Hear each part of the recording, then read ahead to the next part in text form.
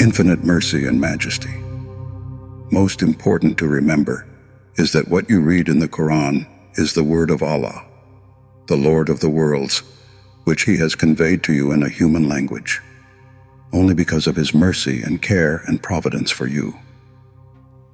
The most merciful, He has taught the Qur'an, Al-Rahman. A mercy from your Lord, Al-Dukan.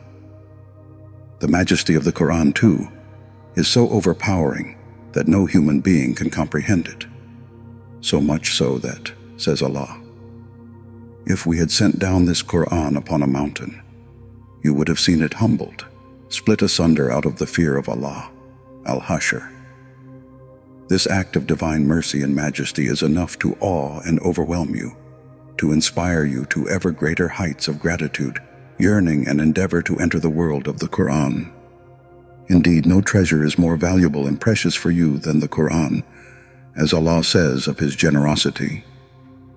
O men, there has come to you an exhortation from your Lord, healing for what is in the hearts, and a guidance, and a mercy for believers. Say, in this bounty of Allah, and in His mercy, in it let them rejoice. It is better than whatever they amass. Yunus. Hazards and perils. Rejoice you must, in the mercy and blessing and generosity of Allah. Seek you must, for the treasures that await your search herein. But the Qur'an opens its doors only to those who knock with a sense of yearning, a sincerity of purpose, and an exclusive attention that befit its importance and majesty. And only those are allowed to gather its treasures while they walk through it, who are prepared to abandon themselves completely to its guidance and do their utmost to absorb it. It may quite possibly happen, therefore, that you may read the Qur'an endlessly, turn its pages laboriously, recite its words beautifully, study it most scholarly, and still fail to make an encounter with it that enriches and transforms your whole person. For all those who read the Qur'an do not profit from it as they should. Some remain unblessed. Some are even cursed. The journey has its own hazards, as it must, just as it has its own precious and limitless rewards.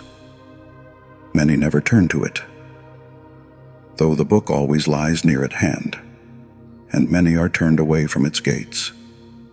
Many read it often, but come back empty-handed, while many others who read it never really enter its world. Some do not find, but are lost. They fail to hear God even among His own words. Instead, they hear their own voices, or those other than God's. Still others, though they hear God, fail to find inside themselves the will, the resolve, and the courage to respond and live by His call.